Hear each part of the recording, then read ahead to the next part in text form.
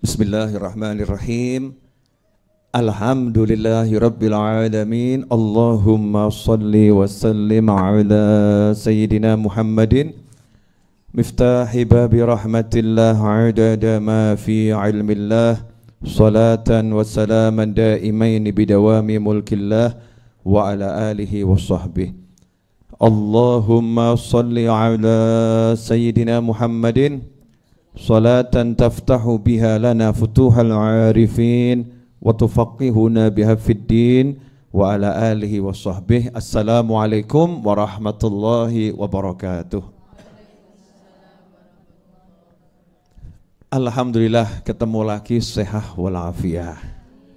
Mudah-mudahan yang sakit jadi sehat, yang sehat gak kena penyakit. Amin. Judulnya sore hari ini adalah antara corona dan diriku. Ya, antara corona dan diriku. Judulnya itu. Sebelumnya saya mau ajak semuanya baca sholawat tibil kulub. Umat Islam itu di Indonesia mungkin punya nilai yang lebih dari banyak orang lain. Karena di sini full doa. Ya, Indonesia itu full doa. Doa dan doa dan doa. Apalagi kita punya sholawat tibil kulub. Sholawat tibil kulub. Jadi kalau ada sakit itu ya sholawat. Sholawat itu obat untuk segala hal. Ya, untuk segala hal. Udah hafal kan tibil kulub? Kalau pakai lagu gimana lagunya Bu Seha wal Afiyah itu yang paham lagu. Coba Bu Seha.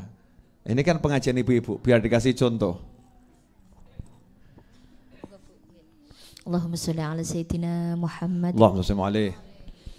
Allahumma sholli ala sayyidina Muhammadin tibbil qulubi wa dawaiha wa afiyatil abdani wa shifaiha wa nuril absari wa diyaiha wa ala alihi wa sahbihi wa sallim. Allahumma salli ala sayyidina Muhammadin tibbil qulubi wa dawaiha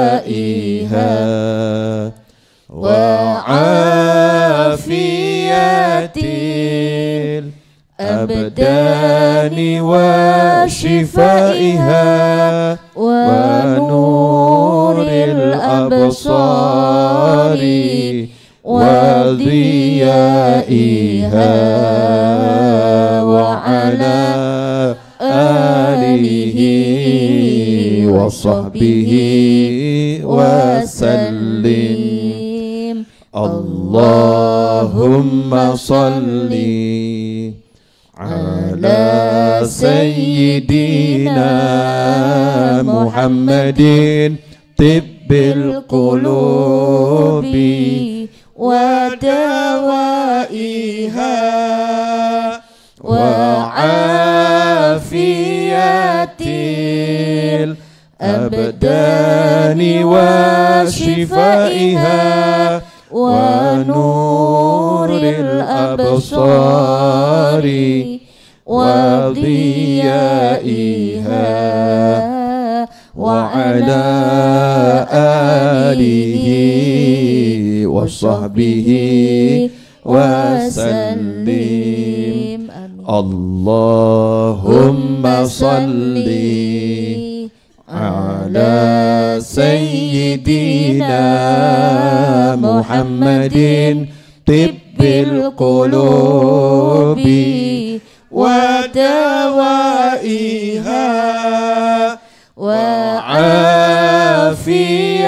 afiyatil الأبدان وشفائها ونور الأبصار وضيائها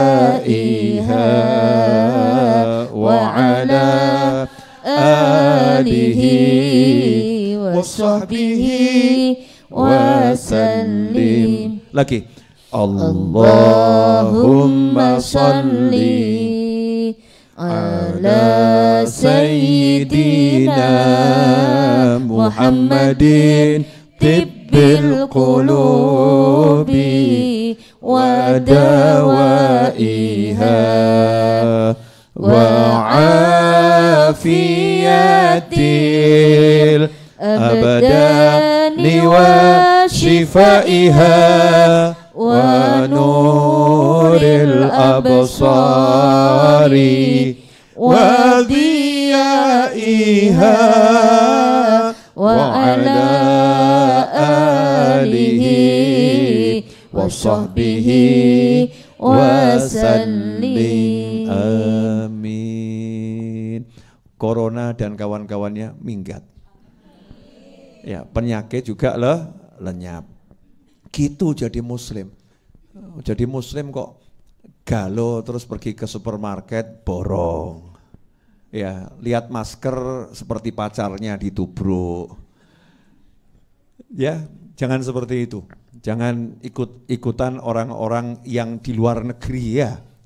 Jangan ikut-ikutan orang yang di luar negeri. Kita bangsa yang beragama dan kita umat yang beriman kepada Allah Subhanahu wa ta'ala.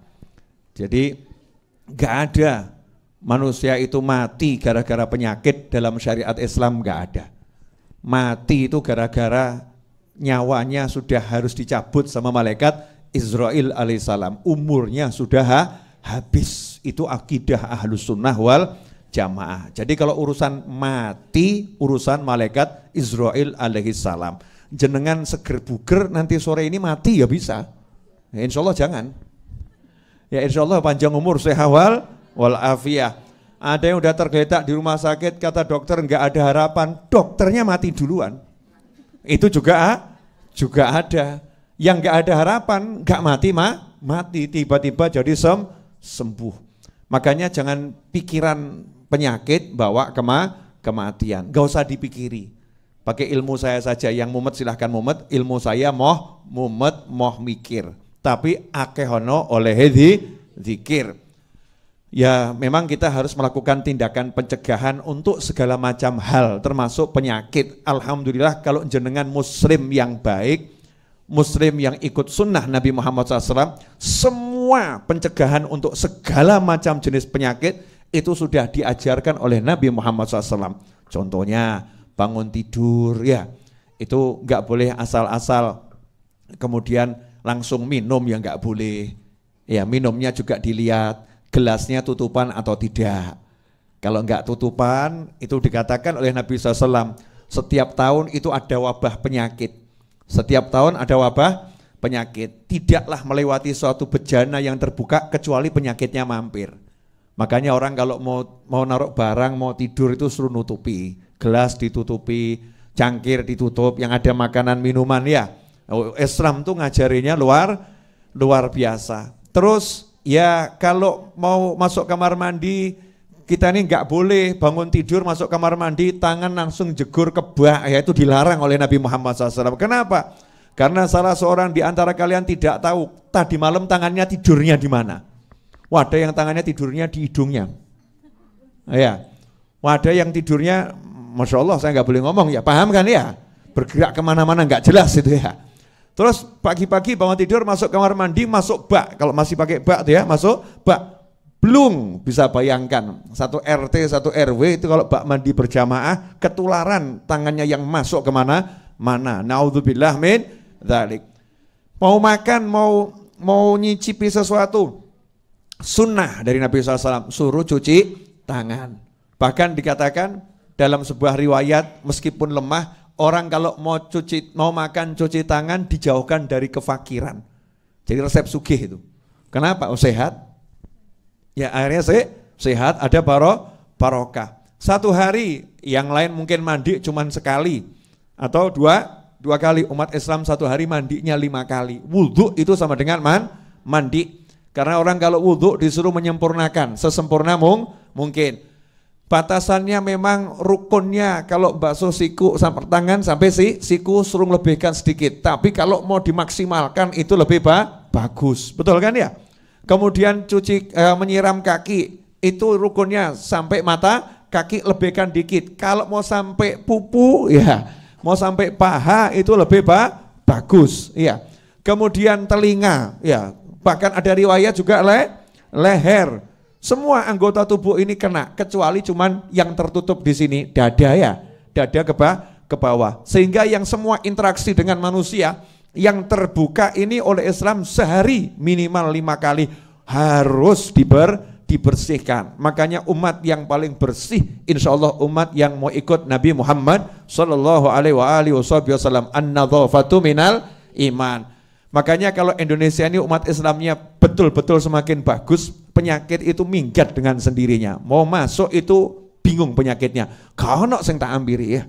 Yang mau diambiri tidak ada penyakit yang aneh-aneh. Makanya jangan bingung sama corona dan kawan-kawannya. Apapun itu namanya. Mati adalah takdir, menjaga kesehatan adalah kewajiban, melaksanakan syariat Islam mutlak harus kita lakukan dengan segala kemampuan yang kita bisa, maka kita akan hidup di bangsa dengan damai, nikmat, rukun, ayem, tentrem, sehat wal afiah. Amin Allahumma amin. Ikhwani rahimakumullah. Pemirsa dimanapun Anda berada, maka saya ajak semuanya mulai sore hari ini dengungkan sholawat tibil kulub di musola, di langgar, di masjid, di majelis taklim. Bu Seha wal Afiyah dan teman-temannya ya, sebelum mulai ngaji, setelah mulai ngaji tibil kulub ini disemarakkan, dia disemarakkan biar anak-anak kita semua pada hafal. Apalagi ada lagunya yang enak tadi. Allahumma sholli ala sayyidina Muhammadin.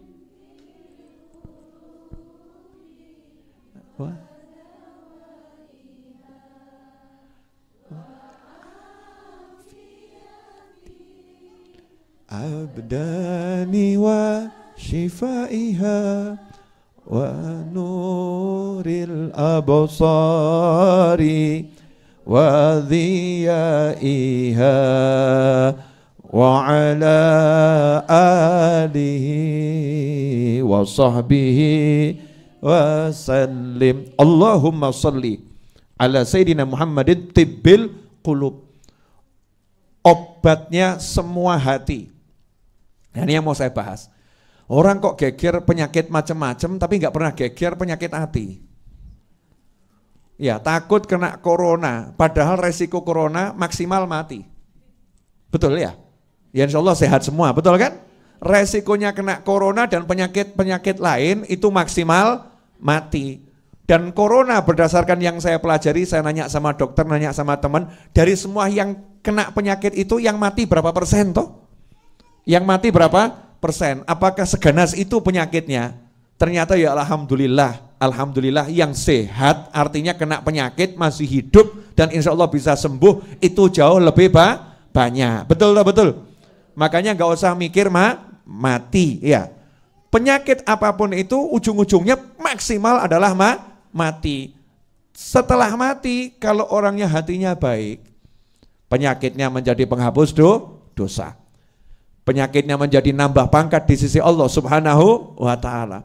Tapi kalau orang kena penyakit yang saya sebutkan ini, walaupun sehat badannya, walaupun kaya dirinya, begitu isdet, Masya Allah, sakitnya nggak rampung-rampung. Contoh, ini biasanya ibu-ibu suka kena penyakit ini. Maaf ya Bu, penyakit nggak bisa ngucap terima kasih sama suami.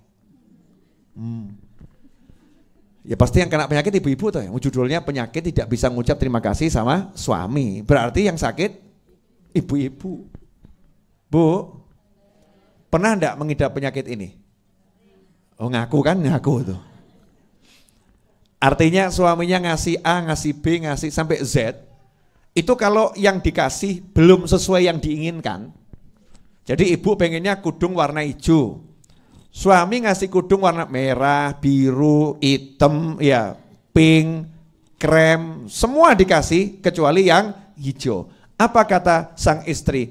Kamu memang tidak pernah perhatian sama aku. Kamu pria yang tidak pernah berbuat baik kepada aku. Kamu tidak pernah mau belikan kudung untuk aku. Lah sak lemari ki kudunge sopo? Ini wanita model begini ada, ini ada nih, ada. Mudah-mudahan orangnya hadir, saudara-saudara. Ada. Resikonya penyakit ini apa? Takfurnal ashir. Kamu tidak bisa mengucapkan terima kasih kepada suami yang berbuat baik kepadamu. Resikonya sabda Nabi Muhammad SAW, kebanyakan penghuni neraka itu wanita adalah karena punya penyakit tidak bisa terima kasih pada suami. Ngeri, itu contohnya ya. Tidak bisa terima kasih pada suami. Kemudian penyakit apa lagi? Iri. Penyakit iri ini kita mungkin pernah kena atau lagi ngidap. Ya, mengidap penyakit iri. Begitu kena penyakit iri, Masya Allah, hidupnya dunia gak mungkin bisa bahagia, apalagi akhirat. Karena orang iri itu gak pernah bisa melihat yang dia punya, selalu lihat punyanya orang lain terus. Contoh, punya suami ganteng, kok lihat Habib Novel lebih ganteng. Masya Allah. Ya, terus iri, ya iri, ya kan? Iri. Sama suaminya orang lain ya, sehingga istrinya itu dielek-elek terus. Perempuan kok kayak gitu, perempuan kok kayak gitu. Orang kalau udah iri mengerikan, dia akan mencacat, akan mencela orang yang dia iri. Betul. Mobil contoh, lah kebetulan ibu-ibu punya mobil harganya 50 juta. Lah kok tetangga ibu punya mobil harganya 500 juta. Ibu iri. Aku kok gak iso duwe sing kaya ngono. Saya kok gak bisa punya yang seperti itu. Yang muncul apa? Itu hasil korupsi itu. Warungnya pakai pesugihan itu. Itu orangnya pakai susuk itu. Oh, mungkin dia itu pelakor itu. Makanya bisa beli mobil seperti itu. Masya Allah. A sampai Z. Mulutnya ngeluarkan hal-hal yang naudzubillah min dzalik. Itu kena penyakit iri. Di atasnya iri, lebih ngeri, dengki. Ya, dengki, ada hasad, ada hikid. Ya, ada hasad, ada hikid. Kalau hasad itu iri, hikid itu dengki. Dengki itu apa? Dengki itu di atasnya iri, lebih dari iri. Sudah enggak seneng orang lain dapat nikmat yang lebih, pengen nikmatnya hilang. Contoh tadi, gitu ya, contoh tadi, lah kok temennya punya suami lebih ganteng, ya itu iri, terus plus ditungakno gendang mati. Mudah-mudahan suaminya cepat mati, biar tahu rasanya jadi janda, enggak punya suami, Masya Allah. Ini perempuan model seperti ini, yang iri dengan model apapun tadi, atau mobil, mudah-mudahan mobilnya itu ketiban watu remuk gitu ya. Mudah-mudahan masuk ke jurang, ya naudzubillah min dzalik. Menginginkan nikmat itu lenyap dari orang lain, itu namanya dengki, bahaya itu. Dengki itu mengerikan luar biasa. Kemudian penyakit lagi, ini masih saudara semua nih, rata-rata penyakit itu bersaudara. Iri, dengki itu ya, itu bersaudara. Ada penyakit yang namanya ujub, bangga diri. Belum sampai taraf sombong. Jadi ujub. Aku. Tapi dia memunculkan akunya. Gak pernah lihat Allahnya. Paham ya? Lihat kemampuan dirinya. Saya kok. Gak lihat Allah. Kalau gak saya gak bisa. Saya. Itu namanya ujub. Contoh. Ibu pinter masak. Ya. Kemudian kok nyuguhkan orang. Orangnya seneng, nyugi orang, orangnya seneng, enak ya. Terus di hati ibu ngomong, memang aku jago masak, ahli masak, memang saya pinter masak. Tanpa merendahkan orang lain, ujub, berbangga diri, bahaya itu. Itu menghancurkan amal. Yang lebih parah dari ujub, sombong. Sombong itu bangga diri plus menghina orang lain. Plus menghina orang lain. Masaknya enak. Oh iya saya. Kalau dia enggak enak. Oh dia itu masaknya wah enak. Apalagi yang di pojok sana, nggak enak sambil duding gitu ya. Itu nggak enak itu. Merendahkan orang lain, an yakiro. Jadi merendahkan, menghinakan muslim yang lain. Itu adalah kesombongan. Dengan melihat dirinya yang punya kemampuan. Na'udzubillah min dzalik. Ada yang nanya, Habib, lah kalau saya bangga tapi karena saya bisa sesuatu untuk syukur boleh enggak? Nah ini bedanya tipis. Ada orang yang bangga tapi syukur. Kalimatnya lain, masakanmu enak, alhamdulillah, alhamdulillah saya dikasih Allah kemampuan masak. Ya Allah terima kasih. Ya itu ke Allah Subhanahu wa taala. Itu yang namanya kalau kamu dikasih nikmat sama Allah, sebutkanlah. Wa amma bi ni'mati rabbika fahaddits. Itu bukan ujub. Itu bukan sombong karena dikembalikan pada Allah Subhanahu wa taala dan tidak pernah merendahkan orang lain. Nah, penyakit yang saya sebutkan ini diantaranya, kalau kita kena urusannya nggak selesai dengan mati. Kalau corona dan kawan-kawannya dengan mati selesai. Tapi kalau penyakit yang saya sebutkan tadi itu mati nggak menyelesaikan, mati baru permulaan. Masya Allah. Langsung disambut sama malaikat mungkar wa nakir. Ngerinya luar biasa. Raqib dan Atid memberikan laporan. Raqib Atid ngasih laporan, mungkar nakir nyambut. Malaikat azab siap ngajar. Itu baru di kuburan. Keluar dari kuburan masuk alam kebangkitan. Dikasih tempat yang panasnya luar biasa, enggak dapat naungan. Dari kebangkitan dihisab, hisabnya itu akan berat, kemudian akan diseret ke neraka. Na'udzubillah min dzalik. Makanya ikhwani rahimakumullah, justru kita sekarang ini harus fokus sama penyakit hati ini loh, penyakit hati. Kalau hatinya sehat, nggak akan bingung dengan apapun. Ini sekarang karena hati banyak yang sakit, Masya Allah. Itu lihat orang jalan di jalan tuh mungkin timbul su'dzon, gitu ya, prasangka buruk. Jangan-jangan dia kena corona tuh. Jangan-jangan itu yang di kanan saya kemarin dari mana ya? Jangan-jangan dia tertular, nanti nulari saya. Nanti, jangan-jangan ono wong watuk sidik, ada orang batuk sedikit, wah virus corona itu. Disingkiri, didohi, dijauhi, yang ada prasangka buruk. Na'udzubillah min dzalik, bahaya ini. Muslim Indonesia nggak boleh begitu. Harus prasangka baik dengan kanan kirinya, depan belakangnya, atas bawahnya, semua diprasangkai baik. Tetapi kita akan waspada caranya jalankan sunnah Nabi Muhammad SAW. Itu namanya waspada caranya baca doa, waspada caranya baca sholawat, waspada caranya hiduplah dengan gaya hidup yang sehat, makan saat lapar, berhenti sebelum kenyang. Itu ajaran Nabi Muhammad SAW. Kalau terpaksa ambil paketnya orang awam, makan walaupun masih kenyang tapi nggak kekenyangan. Sepertiga untuk nafas, sepertiga untuk makan, sepertiga untuk minum. Itu cara makannya orang awam. Cara makannya orang-orang yang lebih khusus, kalau lapar baru makan, belum kenyang udah berhenti. Kalau cara makannya para wali yang tingkatnya tinggi, makannya cuman sesuap sebagai syarat nyambung kehidupan. Sebetulnya nggak makan pun kuat. Tapi nanti kalau nggak makan itu syariatnya dilanggar. Syariat mau nyambung hidup harus makan. Luqaimatun yuqimna bihas sulbah.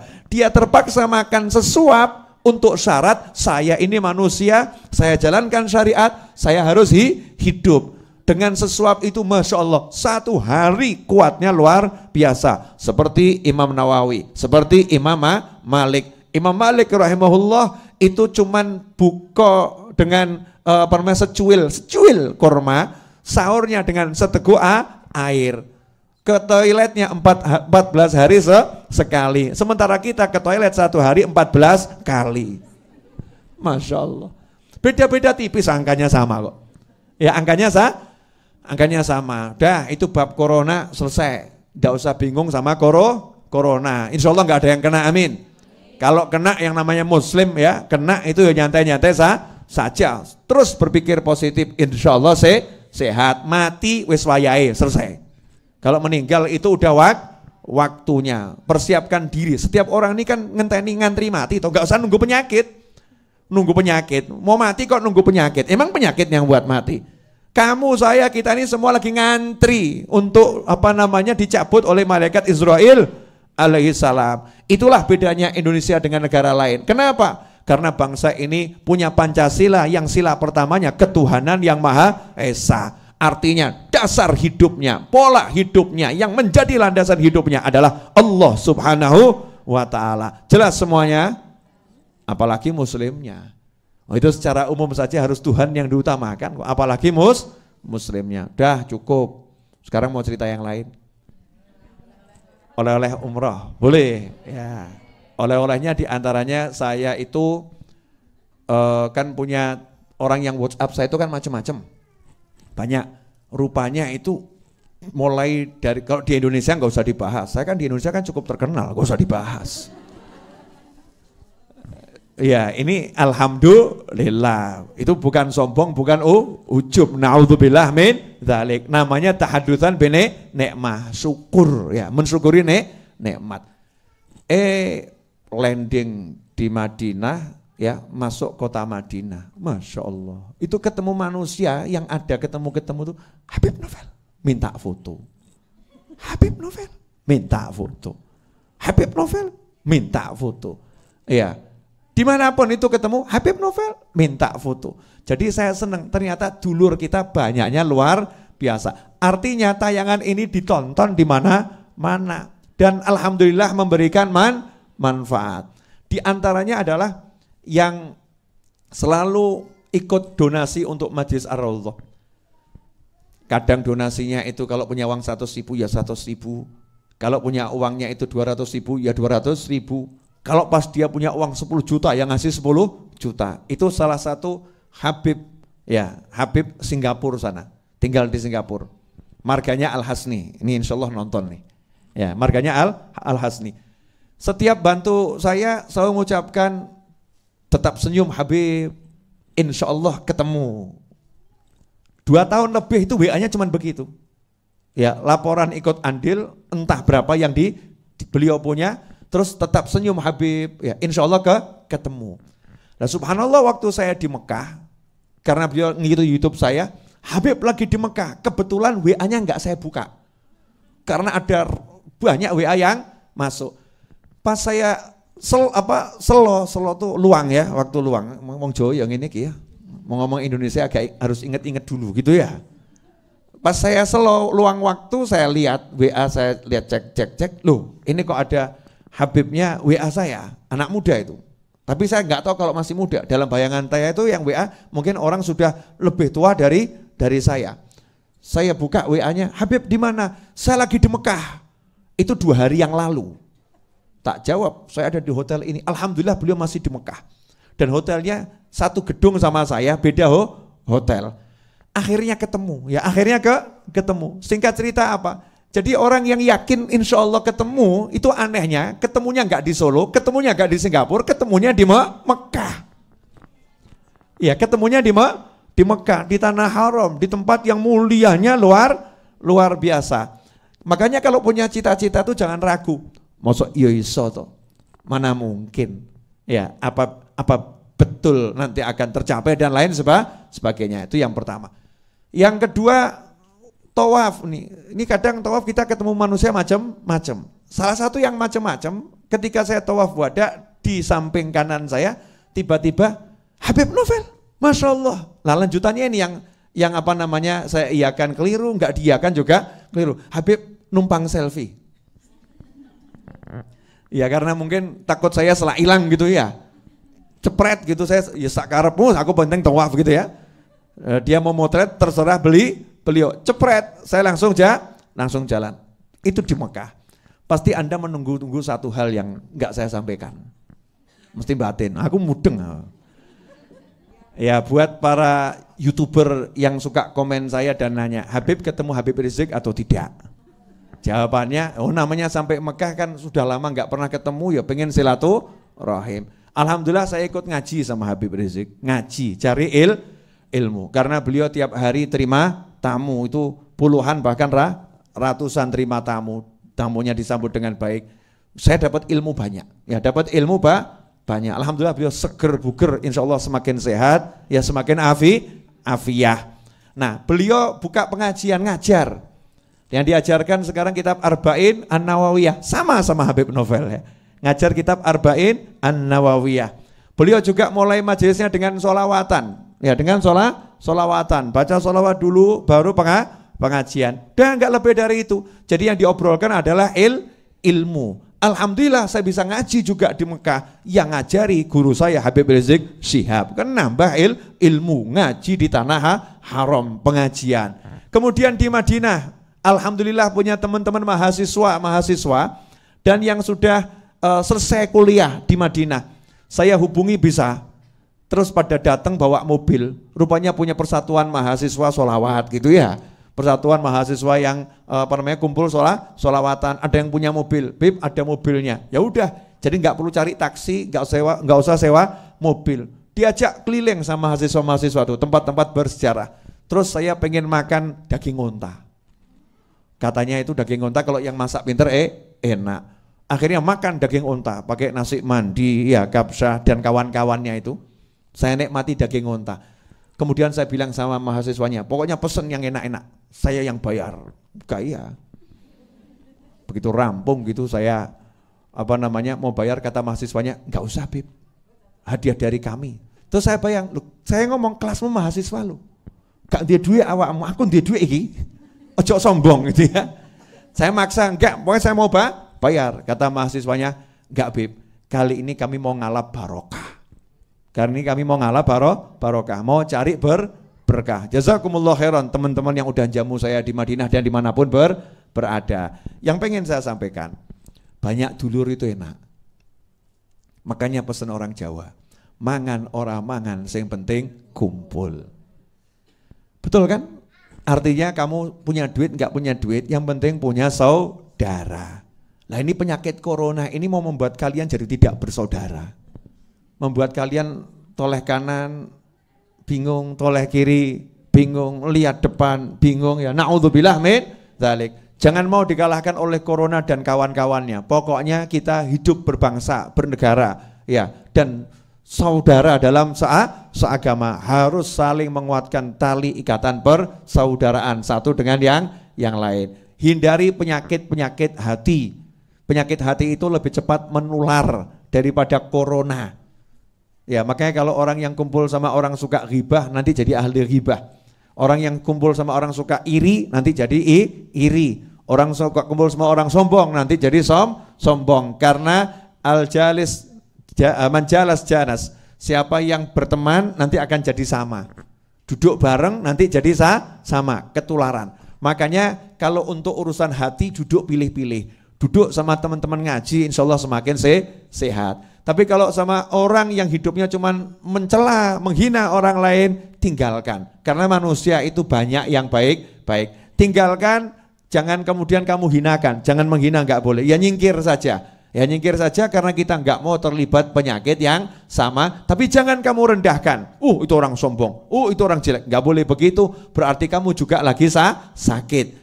Tinggalkan karena kita pengen jadi orang yang baik. Dan kita doakan mudah-mudahan dia juga jadi lebih baik. Dan kita ngomong seperti itu bukan merasa lebih baik, tapi karena kita merasa aku kotor, aku banyak penyakit, aku nggak pengen nambah penyakit. Dia mungkin sakitnya cuma satu, yang aku tahu dia sakitnya itu tok. Sementara aku penyakitku udah 20, nggak mau aku tambah lagi. Dia lebih hebat dari aku lebih hina dan kotor dari dia. Jadi menyingkir bukan karena merendahkan orang lain, menyingkir tidak dengan menghinakan orang lain. Dan itulah banyak orang gagal. Ya banyak orang gagal. Na'udzubillah min dzalik. Jelas semuanya? Jelas. Jam berapa ini Bu Seha? Alhamdulillah 5:30. Tambah dikit lagi boleh? Banyak juga boleh. Di antaranya saya bertemu dengan Habib Zain bin Ibrahim bin Smith. Semoga Allah panjangkan umurnya dalam kesehatan, ketaatan.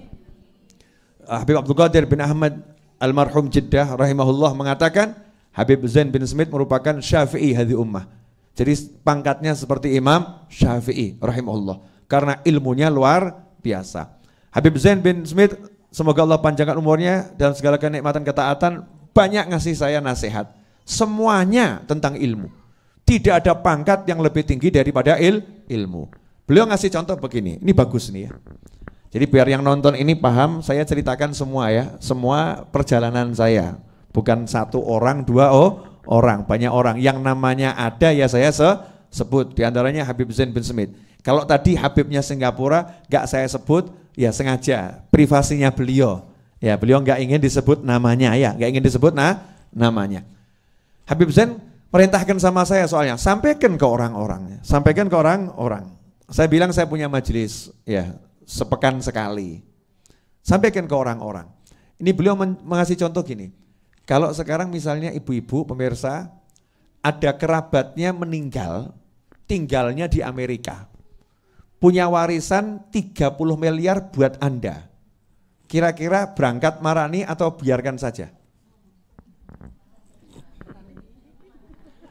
Ayo jujur.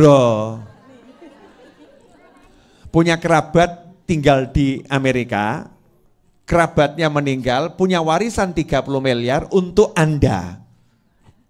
Tapi syaratnya Anda harus berangkat ke sana untuk mengambilnya. Berangkat atau gak paten? 30 miliar no. Berangkat atau gak paten? Berangkat, betul? Ya, duit loh nih. Rezeki dari Allah Ta'ala, hak halal. Itu halal. Betul ini, bukan palsu. Artinya betul-betul warisanmu. Pertanyaan saya, kira-kira berangkat atau enggak berangkat? Jujur mawon. Berangkat ya, mengambil hak. Tidak ada yang mencela, bahkan orang mengatakan selamat jalan, ya jangan lupa ya oleh-olehnya, nanti saya didumi. Betul begitu kan ya? Sementara Nabi Muhammad SAW bersabda, al-ulama warathatul anbiya.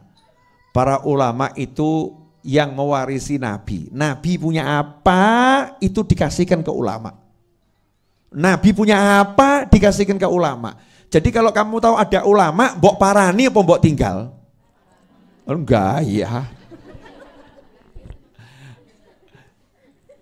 Maksudnya itu semangatnya marani podo bek duit apa gak gitu loh ya. Al ulama warathatul anbiya. Makanya nih warisannya Nabi ini mahal, warisannya ilmu dan ulama. Karena ilmunya enggak ditulisan. Makanya Nabi enggak mengatakan warisannya itu berupa tulisan, enggak. Warisannya berupa kalimat-kalimat, enggak. Tapi warisannya adalah ilmu yang dititipkan di dada para ulama. Kita disuruh cari para ulama. Kemudian Habib Zain bin Smith juga mengatakan akhir zaman ini banyak soalnya itu duduk lumayan, setiap kata yang keluar itu ilmu semua. Ya, setiap kata yang keluar itu ilmu. Makanya yang bisa saya sampaikan, yang saya rekam banyak di kepala dan di hati. Tapi kan enggak semuanya bisa disampaikan. Di antaranya beliau mengutip ucapannya Habib tempo dulu, ya zaman dahulu kala. Di akhir zaman ini tidak ada yang lebih manfaat dari 3 hal ini. Jadi ada 3 amalan yang paling bermanfaat untuk umat di akhir zaman. Yang pertama adalah istighfar, sholawat, sodakoh. Ini bukan urutan 1, 2, 3 ya, semua sejajar ya. Istighfar, sholawat, sodakoh. Itu amal yang paling mujarab di akhir zaman. Apa itu? Istighfar, sholawat, sodakoh. Gampang atau susah? Gampang. Itu menurut ibu-ibu, ceken awakmu. Satu hari ini kamu istighfarnya berapa kali? Ngerasaninya lebih banyak atau istighfarnya yang lebih banyak? Sholawatnya berapa kali? Sedekahnya itu berapa kali? Ya, berapa banyak? Jadi sedekah, sholawat, istighfar. Sedekah, sholawat, istighfar. Udah, apalagi ibu-ibu yang sadar diri umurnya 50 tahun ke atas. Jadi udah deket sama mati itu. Ya Bu ya, yang udah deket sama mati, bapak-bapak juga pemirsa, saya juga udah mendekati mati, udah 45 ya. Itu harus lebih banyak sedekah, sholawat, istighfar. Gampang, gak angel. Coba kita disuruh tahajud berat, poso sebulan 3 kali berat, Senin Kemis lebih berat, Daud tak sanggup. Ya, ini kalau udah itu semua nggak bisa, diajak sholawat, istighfar, sodako juga berat. Ya naudzubillah min dzalik. Makanya ini amalkan. Apalagi sekarang lagi ada banyak penyakit, ya sholawatnya tadi tibil kulub dikuatkan. Dan ini di bulan Rajab, bulan istighfar. Perbanyak istighfar. Bagaimana ucapan istighfarnya? Terserah. Yang penting dibaca ya. Yang penting dibaca, diistiqomahkan. Dibuat misalnya angka minimal 1 hari 100 kali. Minimal gitu ya. 1 hari 100 kali. Lebihnya adalah bonus ya, seperti itu. Nah, ikhwani rahimakumullah, itu di antara hikmah dari sekian banyak hikmah yang saya peroleh dari Habib Zain bin Ibrahim bin Smith di kota Madinah. Kemudian ya ketemu banyak hal sih, ya, baik itu manusia atau yang lain. Saya waktu tawaf juga ketemu orang yang duduk di kursi roda, orangnya kecil, ya, bentuknya tidak sebesar kita, ya. Kemudian dia juga kakinya mungkin sudah nggak bisa bergerak, pakai kursi rodanya kecil, orangnya juga kecil, jadi pakai remote itu ya, nggak ada yang nyurung, sendirian sama ngaji nyantai, ngaji tawaf gitu. Nah, yang dikasih Allah Ta'ala ujian seperti itu aja nggak mumet kok ya, menikmati lah, awakmu ki seger waras gede ngadeg melayu ya bengak-bengok kok, bengak-bengok sambat gak ente-ente, Masya Allah. Na'udzubillah min dzalik. Apa? Ini kok lihat saya nggak enak semua, kenapa nih? Ya ini yang saya dapat ya begitu ya. Ternyata setelah disimpulkan dapat satu kesimpulan dari semua perjalanan. Oh iya, saya waktu berangkat itu berangkatnya kan hari Minggu ya. Minggu harusnya terbang. Ternyata berkat doa ibu-ibu pesawat saya nggak jadi terbang. Pesawat saya rusak. Jadi sudah, padahal itu pesawat yang salah satu maskapai terbaik di dunia, udah mau terbang ini, tiba-tiba mandek, mohon maaf, ini ada kerusakan sistem, kita akan belok dulu, terus berhenti, 2 jam memperbaiki, mohon maaf tidak bisa diperbaiki, kemudian parkir, ya, coba turun dulu, tunggu, mohon maaf gak bisa diperbaiki, akhirnya dikirim ke hotel. Nah, karena maskapainya maskapai besar, hotelnya juga bintang 5. Nginep semalam di Jakarta di hotel bintang 5. Hebatnya itu ya. Besok siangnya dijanjikan sama maskapainya mau terbang. Ternyata dandaninya belum selesai. Selesainya baru maghrib, ba'dal isya baru berangkat. Subhanallah, lebih dari 1 kali 24 jam itu penerbangan ditunda. Itu seluruh jamaah umrah Indonesia yang ada bareng satu pesawat sama saya dari berbagai kelompok itu, saya ketemu orang-orang luar biasa. Gak ono sing sambat. Gak ada yang sambat, semua menikmati, ya, semua nyantai, semua legowo, ya, semuanya asyik. Coba kalau jenengan itu. Iki piye karepe iki? Sido mangkat apa ora? Ra cethoy. Gitu kan? Semua menikmati. Waktunya sarapan, waktunya tidur, makan siang, makan siang, bahkan ngomong alhamdulillah kita umrohnya ini sekali tapi pahalanya 2 kali. Kenapa? Yang pertama udah mau berangkat gak jadi, nah sekarang berangkat lagi, update status. Iya, kalau kemarin bismillah sekarang alhamdulillah, terus bismillah lagi itu. Nah itu ikhwani rahimakumullah, legowo. Dikasih hadiah pesawatnya nggak terbang itu, hatinya mikirnya bagus semua. Ya, mikirnya alhamdulillah kok belum mabur, Indonesia ini ya, belum mabur ya, kemudian diberhentikan. Coba kalau sudah terbang baru tahu rusak lah piye gitu ya. Itu Indonesia banget itu. Indonesia banget itu, muslim tenanan ya, muslim Indonesia. Selalu berpikir positif. Maka hidupmu kalau mikir enak-enak kan jadinya penak. Kalau mikirnya jelek-jelek walaupun enak jadinya enggak enak. Jelas? Apa? Udah gitu ya. Jadi itu perjalanan saya mengunjungi bukan cuma satu ulama, ada beberapa ulama yang saya kunjungi. Saya juga ketemu dengan Syekh Abdurrahim Al-Banjari, orang Banjar yang tinggal di Mekah, yang nulis banyak buku ya. Juga dapat hadiah salah satu tulisannya ya. Saya ketemu sama ulama. Saya juga ketemu di Madinah Al-Munawwarah dengan satu ulama dari Tarim Hadramut. Ketemunya ketika selesai dari sholat itu ya, tak lihat ini Hadramut Tarim ini wajah ulama, saya samperin gitu ya. Alhamdulillah juga ketemu ulama, menyenangkan. Jadi kalau hati kita tuh ditoto enak, jadinya enak-enak saja. Terakhir, ibu-ibu pemirsa dimanapun Anda berada, insya Allah akhir April Pelunasan tanah itu wajib dilunaskan, insya Allah. Sampai hari ini hanya kurang 2 miliar rupiah.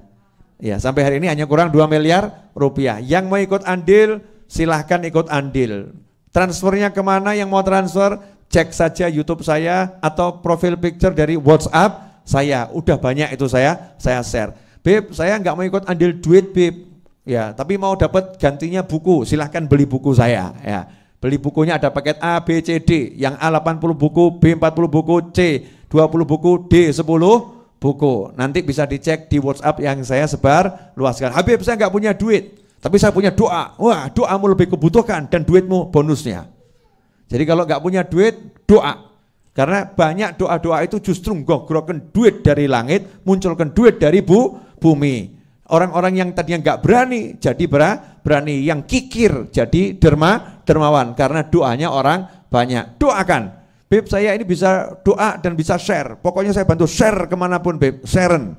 Apapun yang kamu lakukan, fa'in ahsantum li anfusikum. Kalau kalian berbuat baik, kata Allah Ta'ala, kalian sesungguhnya berbuat baik untuk diri kalian sendiri. Karena yang balas bukan Habib Novel, bukan kawan-kawan yang di sini, yang balas langsung Allah Subhanahu wa Ta'ala. Balasan kebaikan adalah kebaikan dari sisi Allah Subhanahu wa Ta'ala. Demikian, semoga bermanfaat.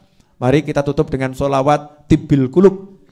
Ini special edition ya, sholawat Tibbil Qulub. Ya pemirsa, Tibbil Qulub ajarkan kepada semuanya. Ya, ajarkan sholawat Tibbil Qulub. Mau dilakukan, nggak dilakukan, yang penting dibaca. Kalau ada orang nanya dalilnya mana, nggak usah dijawab, cukup Anda jawab dalilnya adalah Habib Novel Al-Idrus, selesai. Kalau kamu nggak percaya, silahkan datang ke Solo, butuh penjelasan, datangi Habib Novel. Saya ajarkan Tibbil Qulub, saya tanggung jawab dunia dan akhirat. Jelas semuanya? Ya, mari kita bertibil qulub. Ya, bertibil qulub. Mari yang suaranya enak, Bu Seha, Bu Fat, ya, suara saya kan nggak enak, nanti jadi ketahuan. Kalau ngikuti yang suaranya enak kan saya kelihatan, wah Habibnya suaranya enak ya. Pulang umroh kok suaranya jadi enak, padahal itu menyusup di antara suara yang enak. Monggo Bu Seha. Bismillahirrahmanirrahim. Allahumma sholli ala sayyidina Muhammadin tibbil qulubi wa dawaiha wa afiyatil abdani wa shifaiha wa nuril absari wa diyaiha wa ala alihi wa sahbihi wa sallim. Allahumma salli ala sayyidina Muhammadin tibbil qulubi wa dawaiha wa afiyatil abdani wa shifaiha wa nuril absari wa diyaiha wa ala alihi wa sahbihi wa sallim. Allahumma salli ala sayyidina Muhammadin tibbil qulubi wa dawaiha wa afiyatil abdani wa shifaiha wa nuril absari